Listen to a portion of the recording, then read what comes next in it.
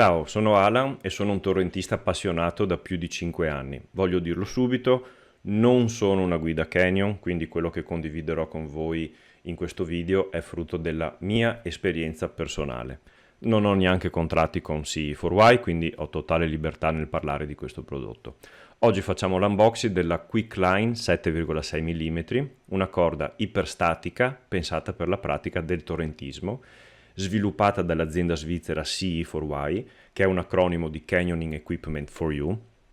CE4Y è una realtà specializzata in attrezzatura tecnica come corde, mute, imbraghi e accessori. Questi ragazzi, oltre a produrre, praticano realizzando spedizioni nei torrenti più tosti del mondo. Andateveli a seguire su Instagram, sono molto presenti lì. Ma ora parliamo della Quickline. Però attenzione, quella che vedremo oggi non è quella attualmente presente sul sito ufficiale, almeno alla data di pubblicazione di questo video, ma è la nuova versione. Le principali differenze sono nella costruzione della calza e nei materiali. Più avanti nel video vedremo anche cosa cambia rispetto al modello precedente.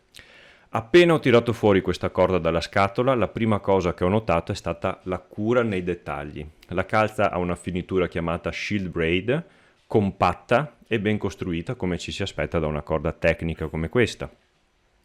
Si percepisce che c'è un trattamento superficiale toccandola, che presumo sia quello anti-UV dichiarato dalla casa, utile a proteggere la fibra aramidica contenuta nella calza. In questa versione la percentuale di fibra aramidica è superiore rispetto alla versione precedente della Quickline, mentre il diametro rimane lo stesso. L'etichettatura è molto ben curata e professionale da entrambi gli estremi. L'unica pecca che ho trovato per ora è che manca il segno di metà corda, che ho dovuto fare io manualmente con un pennarello nero. Ho testato la corda con varie tecniche di 8 in battuta, 8 verticale, l'ho provata anche con vari nodi. Mi aspettavo che, essendo una corda tecnica, fosse più difficile slegare i nodi dopo esserci letteralmente saltato sopra, e invece no. Sono super facili da confezionare e da slegare. L'ho testata anche con vari moschettoni e distensori e devo dirvi che, a parte il fatto che è molto più facile da maneggiare una 7.6 rispetto a una 9, per il resto si comporta come ci si aspetta. Vedremo tutto più nel dettaglio più avanti, ma per farla breve tutto diventa più facile, credo soprattutto grazie al diametro inferiore. Quindi per me è 10 lode su questi primi test a secco. Ora partiamo dalle caratteristiche tecniche una per una, però queste sono prese dalla Quickline modello precedente, in quanto per la nuova versione ancora non sono arrivate. Il diametro è di 7,6 mm, tenuta alla rottura 23 kN, tanta per una corda così compatta, tenuta con nodo a 8 di 13 kN. Quindi, però aggiungo io personalmente, se in ambiente raggiungete un quinto di questo valore vuol dire che avete altri problemi a cui pensare, quindi un safety ratio a mio avviso generoso. Il peso è di 36 grammi metro e faccio presente che una 7.6 è 1,4 mm più sottile di una normale o classica 9 mm, ma possiede lo stesso feeling in discesa della 9 mm, in quanto ha più grip.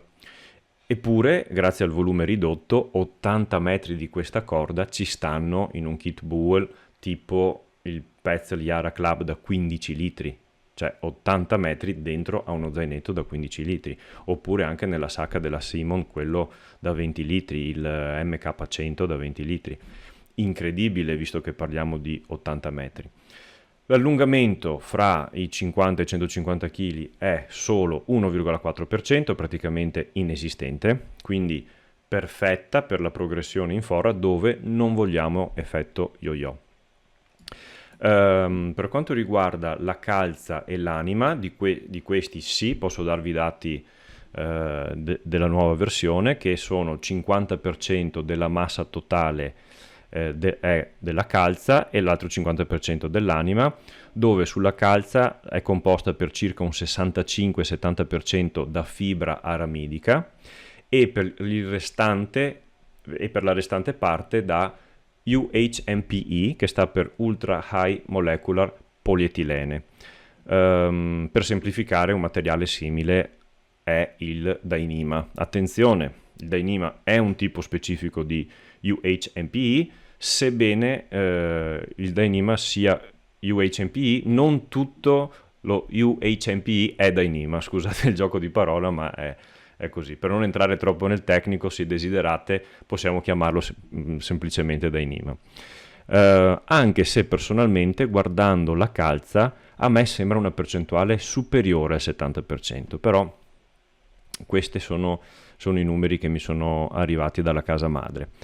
Per quanto riguarda invece l'anima, che è il restante 50% della massa, è composta da Dyneema di nuovo e polipropilene. Abbiamo visto che la resistenza a trazione è di 23 kN, ok? Vi apro il manuale e aggiungo che in un loop chiuso la corda ha resistito 20 kN, sia con nodo galleggiante che con double fisherman o doppio inglese se preferite. Rispetto alla versione precedente della Quickline, che è sempre del medesimo diametro, la tenuta in doppio nodo singolo era di 18 kN, quindi con questa nuova versione CE4Y ha ottenuto un netto miglioramento presumo grazie all'aumento delle fibre nobili e alla lavorazione della calza che chiamano Shield Bride, il cui obiettivo principale è aumentare la resistenza al taglio e all'abrasione, ma si vede che ha rinforzato anche la tenuta in trazione lenta. E qui apro una parentesi personalissima. Una corda da canyon in semistatica classica, in poliestere o poliamide, da 9 mm di diametro, quindi solo 1,4 mm in più, può tranquillamente pesare 60 grammi al metro. Quindi non stiamo parlando di una differenza marginale, ma quasi il doppio del peso. Questa ne pesa solamente 36. E questo peso è da portarsi su in avvicinamento e anche lungo la progressione. Ma le cose peggiorano nel momento in cui entriamo in acqua, perché dopo il primo tuffo una corda in poliamide da 80 metri avrà assorbito, secondo i calcoli e confermato da ChatGPT, circa 600 grammi in peso di acqua. Ok? Anche di più, dipende poi se la corda è nuova o se il nylon è già usurato, eccetera. Quindi da 600 grammi anche 800. Mentre una corda della stessa misura in fibra ramidica e Dyneema avrà un assorbimento inferiore all'1%, quindi si stima circa 29 grammi, un peso irrisorio, insomma non ve ne accorgete neanche. Questo è, a mio avviso, uno degli aspetti per cui personalmente ho scelto di muovermi verso le corde di nuova concezione. Questa, per esempio, è una tabella comparativa che avevo realizzato tempo fa per aiutarmi a scegliere quale corde ordinare, quindi include il vecchio modello di Quickline. Nelle colonne ho inserito il peso in grammi al metro, il prezzo in euro al metro, la lunghezza della corda che mi interessava, ok? E una funzione che calcola automaticamente il peso totale e il costo complessivo della corda a seconda dei metri inseriti. Ad esempio, la Quickline nella versione precedente pesava 36 grammi al metro. Per una corda di 80 metri parliamo di circa 2 kg e 880 grammi di corda asciutta. Abbiamo visto che bagnata l'aumento di peso è irrisorio. Quindi aggiungendo anche un po' di acqua assorbita siamo comunque sotto i 3 kg totali dall'inizio alla fine del torrente. Una cosa davvero interessante è che questa corda da 7,6 abbia una resistenza a trazione maggiore rispetto ad altri modelli più spessi, supera addirittura corde per esempio da 8,7 mm come la Sickline e anche la Peakline da 9 mm che si ferma a 21 kN contro i 23 della Quickline. E un'altra cosa interessante è che a fine torrente Io prendo uno zaino con dentro una corda tecnica iperstatica tipo questa e prendo uno zaino con una corda normale da 9 mm senza fare nomi e sento che pesa il triplo. Anche se la corda standard non è di 80 metri ma è da 60, 20 metri in meno, pesa il triplo di questa qua. Io ho deciso di passare ad una corda iperstatica dopo che alcune corde semistatiche, sia mie che di alcuni amici, nonostante le stessimo usando con attenzione, si sono rovinate molto più rapidamente di quanto mi aspettassi, anche in una singola discesa. In particolare mi è capitato più di una volta di vedere danni da sfregamento, anche con attrito gestito correttamente, discese morbide e uso, chiamiamolo così, responsabile, e sinceramente ho visto anche corde iperstatiche danneggiate, ma queste ultime mi è sembrato di vedere danni molto inferiori visivamente e a livello di touch and feel rispetto a questi che vedete nel video. E quindi questo mi ha spinto a studiare meglio i materiali, le resistenze e le evoluzioni delle tecnologie.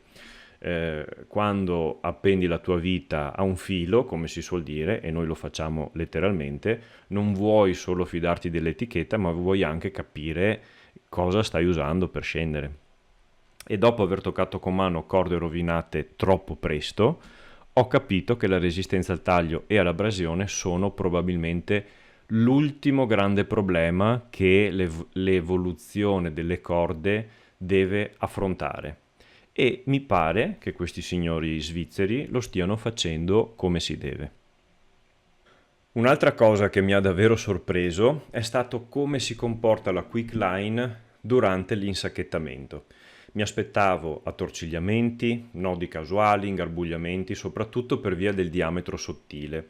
E invece niente di tutto questo. L'ho inchittata più volte in modi diversi, asole grandi, asole piccole, distribuzione random, e ogni volta è uscita fluida, pulita, senza un solo nodo.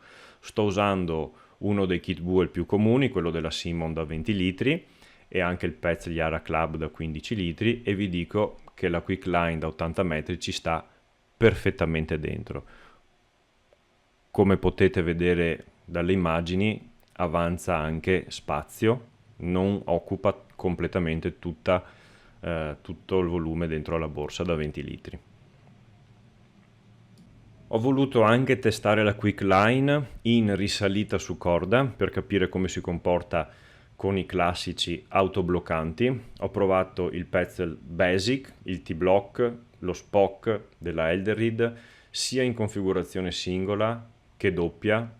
Risultato, mai sentita una risalita su corda così comoda, sia in singola che in doppia. Ho provato anche con nodi autobloccanti tipo col Machard, col Prussic, eccetera. Nonostante il diametro, tutti i bloccanti hanno lavorato perfettamente senza scivolare né segnare la corda. Il grip è buono, l'uscita dei dispositivi è fluida e non dà mai la sensazione di mancanza di sostanza sotto i denti. Il feeling in generale è quello di una corda molto tecnica ma molto prevedibile e questo in forra fa la differenza. A me personalmente ha dato una bella sicurezza salendola, una bella sensazione. Ultima questione, è un buon prezzo per quello che ottieni? Allora, il prezzo della quick line può sembrare alto a prima vista, ma solo se la paragoni a una corda classica in poliamide.